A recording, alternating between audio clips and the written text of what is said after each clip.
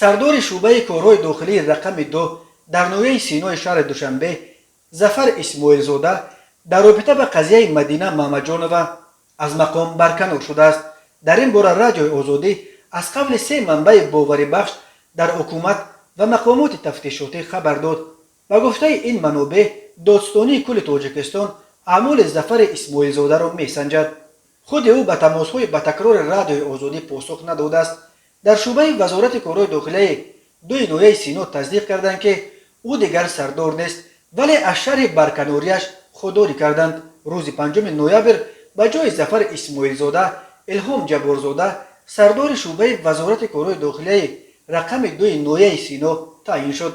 به گفته منابع رادیوی آزادی قضیه مدینه در مشورت کاری حکومت تاجیکستان در روز 2 نوامبر بررسی شد.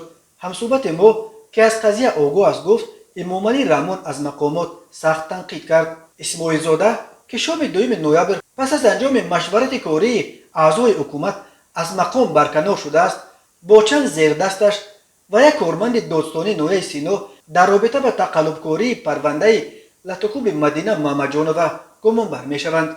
مدینه محمدجانova ساکن شهر دوشنبه آخر ماه آگوست امسال در حالت بیهوشی به بیمارخانه برده شد.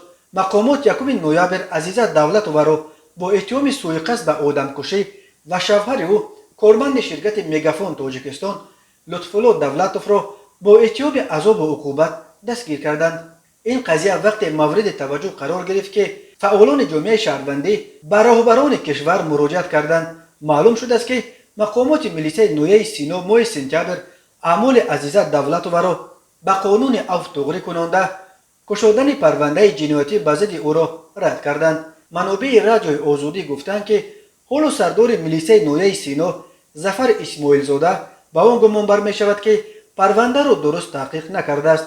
نسبت به او و کارمندان دادستانی نویه سینا که زیر عفو عزیزه دولتوف امضا گذاشته است تفتیش جریان دارد. هنوز کارمند دادستانی در وظیفه‌اش کار می کند، ولی معلوم نیست نسبت به او چه قرار صادر می شود، گفتند همصحبتان این نشریه.